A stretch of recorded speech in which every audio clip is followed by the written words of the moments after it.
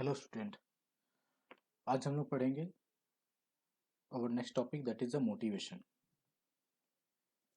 जो सिलेबस में है that is the understanding of theory of motivation, attitude and aptitude. So what is the motivation? Motivation क्या है? Motivation means what? Motivation means प्रेरणा। किसी भी काम को करने के लिए जो हमें उत्तेजना मिलती है, प्रेरणा मिलती है, उसको क्या होते हैं? Motivation. So motivation is experience of desire और एवर्जन। एवर्जन मतलब अवॉइड करना या घृणा करना, ठीक है। तो मोटिवेशन क्या है? मोटिवेशन मतलब you want something, you want avoid और एस्केप समथिंग। मतलब कोई चाहना, आपको कोई चीज चाहना, च, काम करने की चाहना, उसको क्या बोलते हैं? मोटिवेशन करना, ठीक है ना। तो अवॉइड समथिंग, अगर कोई नशे की लत है उसके पास, अगर वो छोड़ना चाहता है तो उसके लिए जो उसको मोटिवेशन मिलना चाहिए मिलता है, तो उसको भी मोटिवेशन का एक मोटिवेशन एक पॉजिटिव हो सकता है, मोटिवेशन नेगेटिव हो सकता है। As such, motivation has both an objective aspect, a goal or things you aspire to। मतलब मोटिवेशन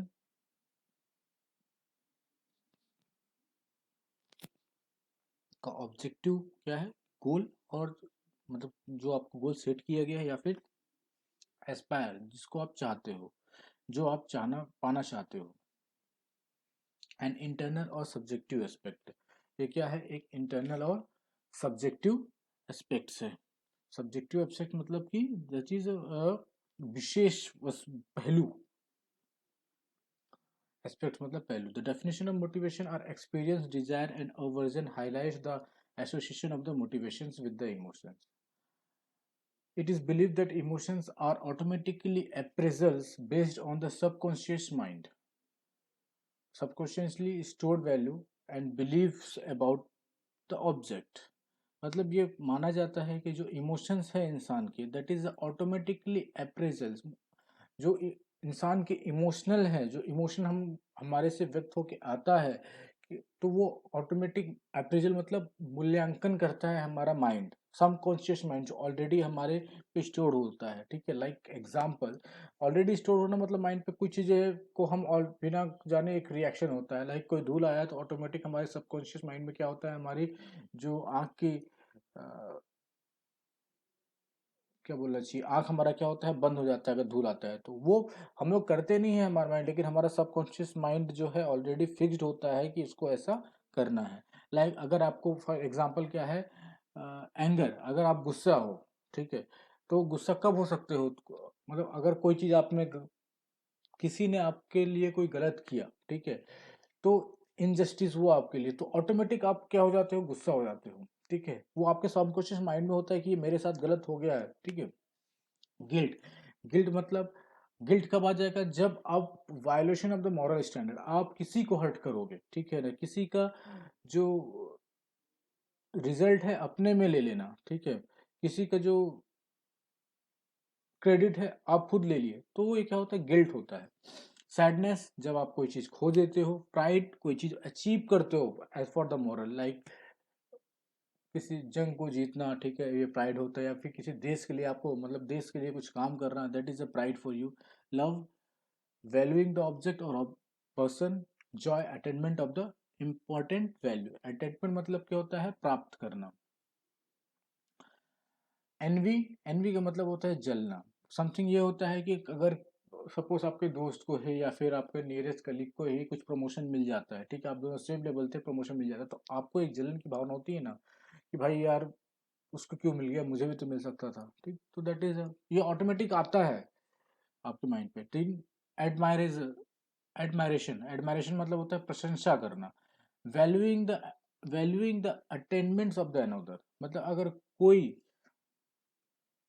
मतलब किसी और के अचीवमेंट से आपको प्रशंसा होती है। लाइक अगर कोई ओलंपिक में इंडियन, कोई भी इंडियन रिप्रेजेंट करता है और जीतता है, तो आपको प्रशंसा होती है कि दैट वो इंडियन जीता है, ठीक है। मोटिवेशन को ब्रॉडली दो पार्टों में डिवाइड किया गया है, दैट इज कंटेंट और need theory on the process theory. तो कंटेंट थ्योरी के अंदर जो आता है, ये चार इंपॉर्टेंट थ्योरीज हैं, that is Maslow, Herzberg, McClelland's and अल्वर्स theory of the motivation.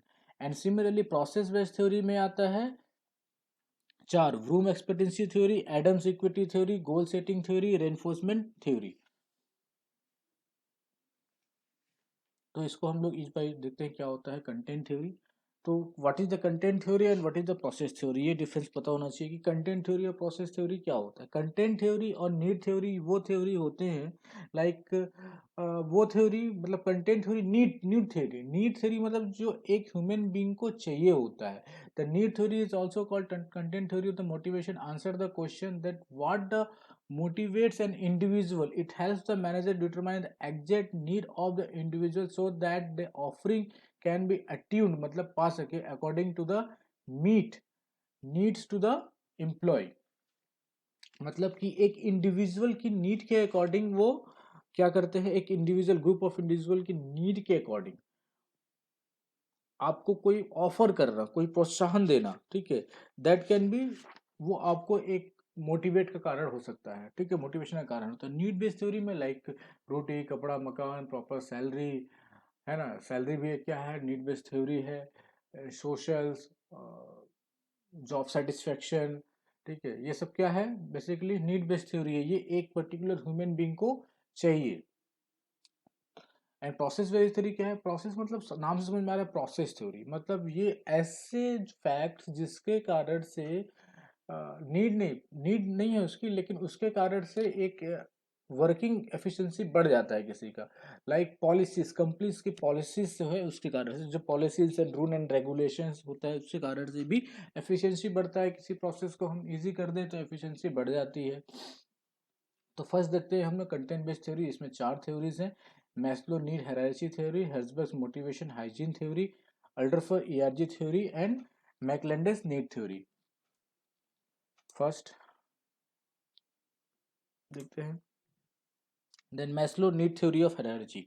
Maslow क्या था, मतलब मैस्लो मतलब इनका पूरा नाम था अब्राहम मैस्लो। इन्होंने जो है ये थ्योरी डेवलप किया था इन 1943 में। It is a it is a probably safe to say that most well-known theory of the motivation in the Maslow need hierarchy।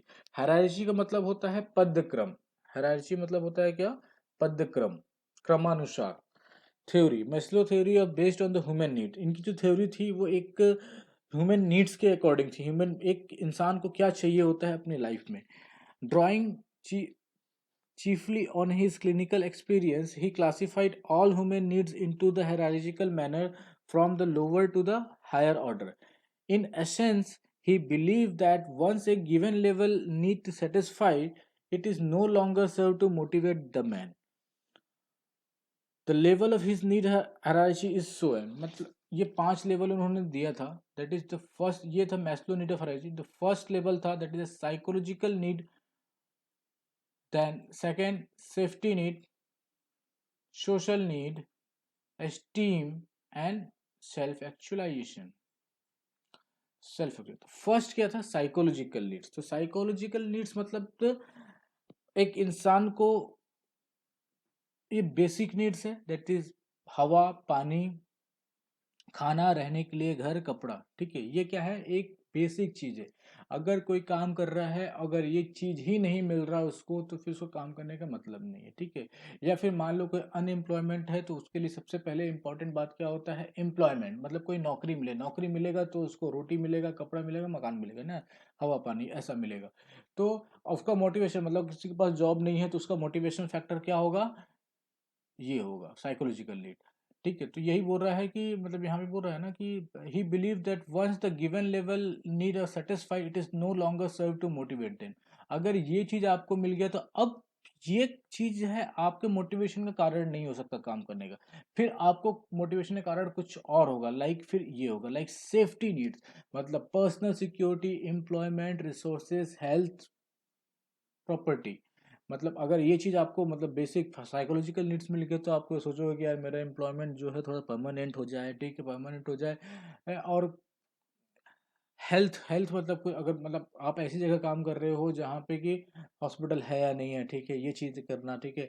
आप अपने हेल्थ के ऊपर खर्च, मतलब खाना नहीं है, अब अच्छा खाना खाना ये भी इंपॉर्टेंट है, ठीक है। देन प्रॉपर्टी, प्रॉपर्टी मतलब कुछ सेविंग करना, ठीक है ना, अपने फ्यूचर्स के लिए, फ्यूचर्स के लिए। तो इसके बाद ये जरूरी हो जाती है। जब ये जरूरी हो जाती है तो फिर ये इंपॉर्टेंट होता है social life, friendship, intimacy. Intimacy मतलब होता है आत्मीयता, फैमिली। मतलब ये कि ये नहीं कि आप 24 घंटा काम कर रहे हो या फिर फैक्ट्री में रह रहे हो, ठीक है। एक प्रॉपर वर्किंग आवर होना चाहिए ताकि आप सोशली भी लोगों से जुड़े रहे, घर को टाइम दे, ठीक है, फ्रेंड सर्किल में रहे, नेबर्स के साथ रहें, ठीक है, उनके साथ आप वीकेंड या फिर एंजॉय करें, ठीक है। That is also need for the human being. Esteem, अब एस्टीम मतलब कुछ सालों के बाद, मतलब ठीक है आपके पास एक्सपीरियंस था, हो गया 5 6 साल 10 साल एक्सपीरियंस हो गया, तो आप चाहते हो कि आपको लोग जाने, आपके नाम से आपको रिकॉग्नाइज करे, ठीक है। सेल्फ एस्टीम मतलब आत्म बोलना चाहिए, आत्म रिस्पेक्ट जो होता है बोलना चाहिए, इसको बोलते हैं आत्मसम्मान। देन स्टेटस हो आपका वहाँ पे उस ऑर्गेनाइजेशन में, रिकॉग्नाइजेशन हो, स्ट्रेंथ हो, काम करने की फ्रीडम हो। उसके बाद सेल्फ एक्चुअलाइजेशन। सेल्फ एक्चुअलाइजेशन क्या होता है? Desire to become the most that one can be. मतलब जितना बड़ा, मतलब उस किसी ऑर्गेनाइजेशन में आप बड़े से बड़ा, मतलब क्या पोजीशन आप पा सकते हो, वो बनने का आपका सेल्फ एक्चुअलाइजेशन, ये आपका मोटिवेशन होना चाहिए, ठीक है। डिस्कस देखते हैं क्या पॉइंट है इसमें। जैसे हम लोगों ने ऑलरेडी देखा कि साइकोलॉजिकल नीड्स क्या होता है, these needs are the basic to the human life, hence include food, clothing, shelter, air, water and necessities of life. These needs relate to the survival and maintenance of the life. मतलब इस survival के लिए जो जो basic needs चाहिए होता है, ये होता है। They exert tremendous influence on the human behaviour, ठीक है। मतलब ये एक्सर्ट करते हैं, मतलब प्रभाव डालते हैं, इन tremendous influence on the human being. These needs are to be met first, at least the partly before higher needs can be emerged. मतलब ये जो नीड्स है सबसे पहले जरूरत होती है किसी भी इंसान को। when the psychological needs are satisfied, they are no longer motive to the man. मतलब वही, अगर ये नीड सेटिस्फाइड हो गया, अगर उसको मिल गया, तो अब ये इसके लिए कोई काम करनी है। फिर उसके लिए नेक्स्ट लेवल क्या हो जाता है, ये after satisfying the psychological, the next need is fail to the call the safety and security need. These needs find expression in such desired as economic security and protections from physical dangers. Meeting these needs requires more money, hence individual promote to the work more. मतलब इस need के लिए थोड़ा सा पैसा, obvious सी बात है, saving कब होगा, जब थोड़ा सा ज़्यादा पैसा आएगा, जब जो हमारा साइकोलॉजिकल नीड के बाद जो पैसा बचेगा, दैट इज अ सेविंग, ठीक है। तो individual promoted to work more. Psychological, like psychological needs, these become inactive once are satisfied। अब ये भी, अगर ये फुलफिल हो गया तो ये भी इसके लिए हो जाएगा। फिर दूसरा क्या आ जाएगा, सोशल। मतलब जो भी हमने पढ़ा कि सोशल मतलब आफ्टर आफ्टर द वर्क, ठीक है, आपका जो सोशल इन्वॉल्वमेंट है वो। देन एस्टीम नीड क्या है? एस्टीम नीड मतलब self respect to you, recognization, competency, knowledge, self confidence, achievement, ये सब आपका क्या है, एस्टीम नीड्स है। मतलब एक हायर ऑर्डर नीड्स के में आता है।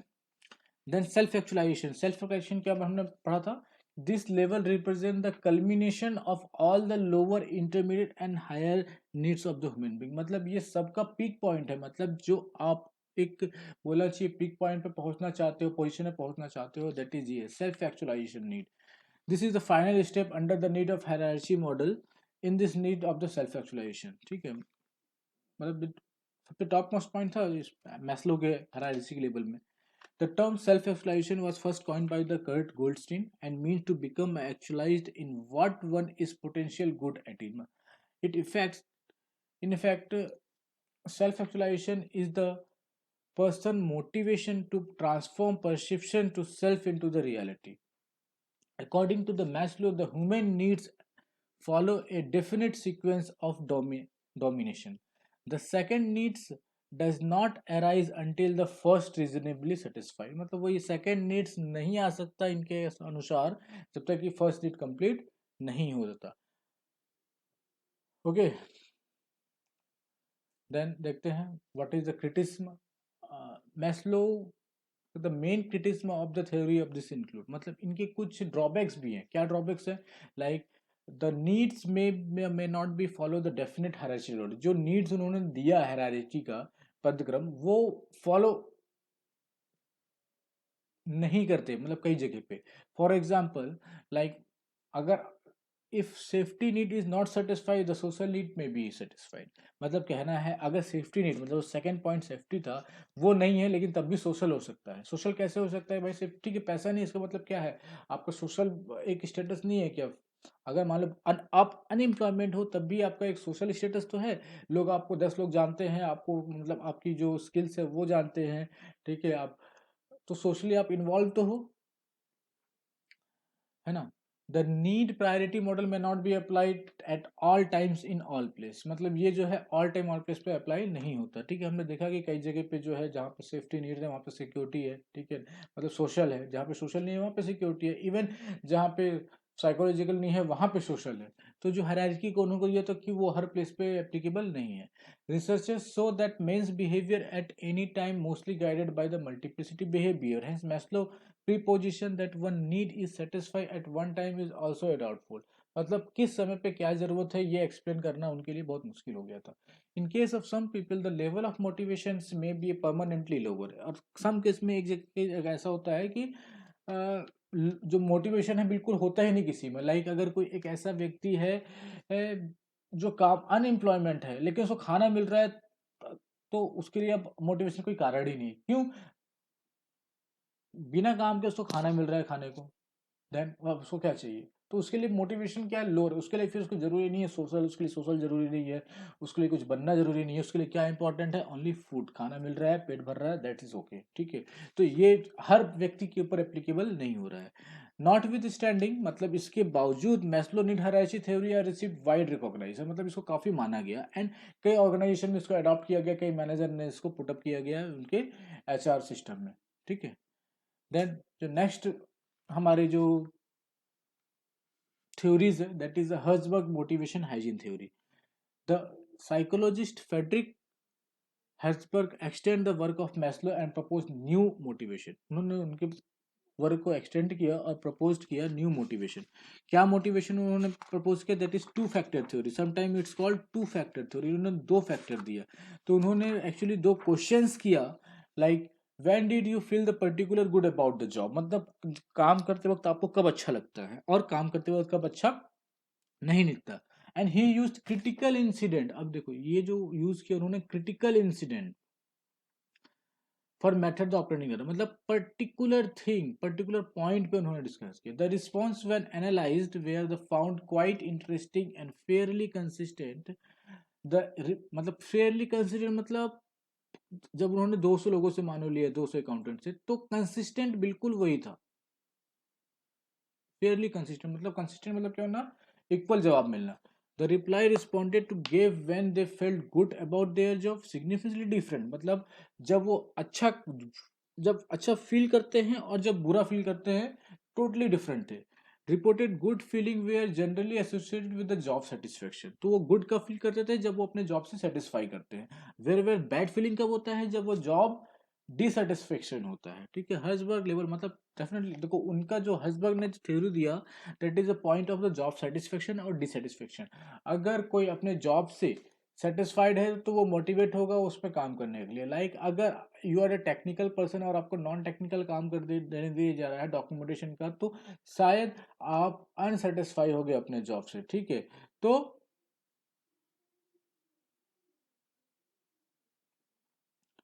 आपको क्या करना होगा? मतलब वो आप जॉब सेटिस्फाइड नहीं होंगे, तो that is quite difficult for you. Then जो हर्सबर्ग ने दो फैक्टर दिए थे ना, एक मोटिवेटर फैक्टर है और एक हाइजीन फैक्टर है। तो मोटिवेटर फैक्टर में उन्होंने क्या बोला कि मोटिवेट क्या क्या करता है, मतलब क्या क्या मोटिवेट करेगा आपके जॉब में। क्या क्या मोटिवेट करेगा? एक तो अचीवमेंट, ठीक है? देन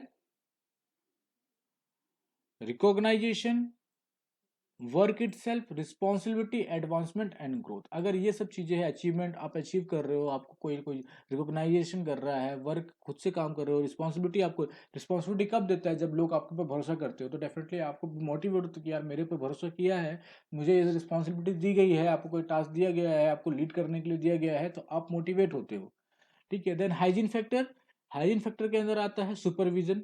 आपको कौन सुपरवाइज कर रहा है, ठीक है, आपको सुपरविजन किस टाइप का है आपके ऊपर, ठीक है, जो सुपरवाइजर है आपका उसके साथ क्या है, कैसा रिलेशन, जैसे यहाँ पे दिया है ना, relationship with the relationship with the supervisor, कैसा रिलेशनशिप, अच्छा है तो आप अच्छे से काम करोगे, बुरा है तो आपको लगेगा कि वो हर बात पे नुक्स निकालेगा। देन कंपनी की पॉलिसी बहुत साइड की पॉलिसी हो सकती है, लाइक वीकेंड हॉलीडे हो सकता है, पहला संडे को ही बुलाया जा रहा है, 5 मिनट लेट आ रहे हो वो आप तो हाफ डे लगा दिया जा रहा है, तो इस टाइप की पॉलिसी है तो आपको डिमोटिवेट करेगा। देन पर्सनल लाइफ, कितना आप पर्सनल लाइफ को दे रहे हो, salary structure, working condition, status, security, ठीक है, तो ये सब क्या आते हैं हाइजीन फैक्टर के अंदर। तो however Herzberg model is labelled with the following, इनके साथ भी कुछ प्रॉब्लम्स हैं क्या, people generally tend to make credit themselves when things go well, they blame failure on extreme environment, external environment. मतलब अगर ये एक नेचर होता है ना कि भाई अगर कोई चीज अच्छा हुआ तब तो आप उसका क्रेडिट ले लोगे, लेकिन कोई बुरा हुआ तो आप किसी और पे या किसी और चीज पे डाल दोगे, ठीक है। The theory basically explain the job satisfaction not motivation, मतलब बेसिकली ऑब्वियसली जो हमने पढ़ा उससे पता चला कि वो मोटिवेशन का कारण नहीं था, बेसिकली वो क्या था, जॉब सेटिस्फेक्शन। अगर इंसान अपने जॉब से सेटिस्फाई है तो मोटिवेशन है, इनका कहना है। Even the job satisfaction is not major on the overall basis, हमने देखा कि इसके बावजूद ये देखा गया कि भाई जो जॉब सेटिस्फेक्शन है it can not be a overall नहीं डिस्कस किया उन्होंने, क्रिटिकल पॉइंट पे उन्होंने बताया ना, क्रिटिकल पॉइंट पे डेटा कलेक्शन किया और उसको पर्टिकुलर पॉइंट पे एनालिसिस किया। तो थ्योरी नेग्लेक्ट सिचुएशन वेरिएशन, मतलब उन्होंने सिचुएशन मतलब उसका क्रिटिकल पॉइंट आपने डेटा ले लिया, लेकिन मे बी उस समय उस सिचुएशन को नहीं किया कि सिचुएशनल वेरिएबल को, आपने सिचुएशन को नहीं देखा कि उस सिचुएशन पे वो टास्क कंप्लीट कर सकता था या नहीं कर सकता था। लाइक सिचुएशन भी इंपॉर्टेंट है, अगर आपने कोई टास्क दिया हुआ है और टास्क कंप्लीट नहीं हुआ तो सिचुएशन भी तो मैटर करता है ना। Because of the ubiquitous nature, because of the ubiquitous nature salary commonly show up the motivator as a well hygiene, मतलब इन्होंने कहा कि जो अब सबको पता है, ऑबिक्विश मतलब है सर्वव्यापक, सबको पता होना, ये नेचुरल है कि salary is commonly so the motivator as well as the hygiene, मतलब सैलरी जो दोनों है, ठीक है, हाइजीनिक फैक्टर तो है कि ये कंपनी या उसी के जॉब के लिए कोई कंपनी ज्यादा देता है कोई कम देता है, लेकिन it is a motivator, salary क्या होता है, एक मोटिवेटर पार्ट है, अपने उन्होंने मोटिवेटर को सैलरी को मोटिवेट नहीं किया, सैलरी को मोटिवेट पार्ट में नहीं डाला, बल्कि सैलरी क्या होगा, motivator as well as hygienic part है। रिगार्डलेस द क्रिटिसिज्म, कमियों के बावजूद हर्टबर्ग थ्योरी को कई ऑर्गेनाइजेशन में माना गया। देन आता है third, Alderfer's ERG theory of the motivation. Alderfer's जो पूरा नाम था क्लेटन पी हेडगर्स, इन्होंने ये डेवलप किया था 1969 में। The theory is basically the, जो मैस्लो का 5 स्टेज था उनको 3 स्टेज में कन्वर्ट कर दिया गया, like psychological and safety security को मान एग्जिस्टेंस मान लिया, इसका कुछ पार्ट को रिलेटनेस और इसका कुछ पार्ट को ऐसे मिला के ग्रोथ। एग्जिस्टेंस मतलब है कि आपका एग्जिस्टेंस कब है, कब होगा, जब आपको रोटी कपड़ा मकान मिलेगा, ठीक है। Relatedness, relatives need to the a less concurrent stage as it has to do with more than one person and so hard to verify, need to include the category, मतलब वही है सेल्फ एस्टीम, मतलब आत्म सम्मान, recognition, sociality, ठीक है। तो ये रिलेटेंस के अंदर, ग्रोथ के अंदर needs are at least concurrent stage since it differ from the person to person often a very difficult to satisfy, मतलब पर्सन देखो, ग्रोथ में मतलब हर पर्सन का कैरियर स्ट्रक्चर अलग होता है, किसी क्वालिफिकेशन अलग है तो उसका जो कैरियर स्ट्रक्चर अलग है, तो उसके हिसाब से ग्रोथ करना, तो it is very difficult to satisfy all. अगर एक मैनेजर, अगर 100 में से एक मैनेजर है तो 100 लोग मैनेजर नहीं बन सकते, तो it is difficult to satisfy, और 100 लोग चाहते होंगे कि मैं मैनेजर बनूं, तो it is very difficult to satisfy all the level for the all the people, okay. तो ये क्या था basically, it is a combination, जो ग्रोथ है it is a combination of, it is a comprise the fourth and fifth level of the motivation. देखो इसमें जो third and fourth था, है ना, इसमें थर्ड एंड फोर्थ था, फोर्थ का कुछ पार्ट, इसमें fourth and fifth level of the Maslow, ठीक है। अनदर सेल्फ, जो नेक्स्ट एक another well known theory of the motivation है, that is the McClelland need theory of the motivation. McClelland developed his theory based on the Henry Murray, Henry Murray develop the list of the motivate and manifest need of the use of the earlier study of the personality, McClendon need theory of the closely associated with the learning theory because of the belief that the need are learned or acquired by kind of the event people experience in their environment and culture. He found that the people who acquire a particular need behave differently from the who do not have. His theory focused Murray's three needs. Murray's three needs. मतलब पहले तो इन्होंने कहा कि ही found that people who acquire particular need he feel different, मतलब अगर कोई चीज किसी को मिल जाता है व्यक्ति को तो वो फील डिफरेंट करता है। लाइक अगर आपके आपके साथ में से ही कोई दोस्त कलेक्टर बन गया, मालूम उन्होंने सिविल सर्विस क्लियर कर लिया, तो दे कैन फील डिफरेंटली। अब वो डिफरेंट फील करेगा, आप पहले जैसे बिहेव नहीं करेगा कि मतलब पहले जैसे बात करता था आपके साथ, शायद उसका बात करने का टोन चेंज हो जाए, सब कुछ चेंज हो जाए। तो वही है, इन्होंने एक्सप्लेन किया कि if he found that people who acquire particular need, अगर कोई चीज उसे मिल जाती है तो ही फील डिफरेंटली और बिहेव डिफरेंटली करता है। तो क्या क्या चीज है, दैट जो the literature of the three needs of abbreviation and एशियस एंड बेसिकली है need for achievement, need for affiliation and need for power. तो need for affiliation, need for affiliation and need for power. तो need for achievement मतलब अगर कोई चीज आपको पाना है, किसी चीज को कंट्रोल कर रहा है, तो आपको पहले अचीवमेंट करना पड़ेगा, मतलब कोई चीज काम करना पड़ेगा, आपको फेमस होना पड़ेगा। फेमस होने के लिए अचीवमेंट आपको चाहिए कि मैंने ये टास्क किया है। जब अचीवमेंट आएगा तब आपका एफिलिएशन होगा। एफिलिएशन मतलब संपर्क बनना। तो अब जब संपर्क होगा तो focus on the relationship, avoid the conflict, ठीक है ना। तो जब अब संपर्क बनेगा तो आप क्या करोगे, अवॉइड कॉन्फ्लिक्ट्स, मतलब झगड़े से आप दूर रहोगे। लाइक अगर अभी आपको कोई नहीं जानता तो आप क्या बोलते हो, अरे यार मुझे यहाँ कौन जा रहा है, ठीक है मैं कुछ भी काम करूँ, गलत करूँ सही करूँ, कौन देखने वाला है। लेकिन अगर सब लोग जानना चालू कर देंगे तो आप भी क्या करोगे, एक आपको डर रहेगा कि नहीं यार मैं अगर ये गलत कर्म करूंगा तो पता चला, सबको पता चलेगा तो क्या सोचेंगे मेरे बारे में, ठीक है। तो एफिलिएशन आता है। जब एफिलिएशन अगर आपको में आ गया, सोशल कॉन्टेक्ट बन गया, देन आप क्या कर सकते हो, desire to influence teach and coach. Desire to influence teach and coach somebody, मतलब कि दूसरे को आप क्या कर सकोगे, टीच कर सकोगे, पढ़ा सकते हो, कोच कर सकते हो, उनको इन्फ्लुएंस कर सकते हो अपनी बातों पे, और फुलफिल कर सकते हो द ग्रुप ऑफ गोल्स। तो they are defined as, like हम लोग देखा कि need for the achievement, this is drive to excel the achievement relation to the set the standard and strive for the, in other word need for the achievement behaviour directed toward the competition with the standard excellence. McClendon found that the people with the high need of the achievement perform better than those who had moderate or low level achievement. मतलब ये need for achievement वो होता है जो कि कुछ पाने का काबिलियत रहते हैं। Like high need of achiever have a strong desire to assume the personal responsibility for performing a task for finding a solution and problem. High need of achiever होता है वो पाने की उसकी काफी इच्छा होती है, मतलब कुछ कोई भी चीज पाने के लिए, ठीक है, और वो पर्सनल रिस्पॉन्सिबिलिटी लेता है उसका सक्सेस एंड फेल्यूर का। I am performing a task finding A solution a problem, ठीक है, जो भी प्रॉब्लम है उसको काफी ऐसे, मतलब हमने अचीवर्स हमने पढ़ा था, achievers personality type of personality में, ठीक है, वो उस टाइप की पर्सनालिटी होते हैं। The high need achiever tend to set a moderately difficult goals and take the calculated risk, ठीक है, वो डिफिकल्ट गोल को भी एक्सेप्ट करने के लिए रेडी रहते हैं with the calculated risk. High need achievers have a strong desire to performance feedback, ठीक है, वो अपना फीडबैक चाहते हैं, वो कि मैंने कैसा काम किया, दे यार ऐसा नहीं कि मतलब कोई काम किया तो they can want to know the feedback. Need for affiliation, need for affiliation is defined as a desire to establish, maintain the friendly and warm relationship with the other people. The need of affiliation is in many ways similar to the Maslow social needs, ठीक है। Need for affiliation, सबके साथ friendly behave करना, तभी अगर आप आगे बढ़ सकते हो। They have a strong desire and acceptance approval for other, ठीक है, वो है उनके पास स्ट्रॉन्ग डिजायर ऑफ एक्सेप्टेंस है, लोग उसको एक्सेप्ट करते हैं और ये भी उनके बातों को एक्सेप्ट करते हैं। The value of feeling of other, ये समझते हैं दूसरा क्या, मतलब ये फीलिंग समझते हैं दूसरों का, अगर कोई परेशान में है तो उनकी मदद करने के लिए रेडी रहते हैं।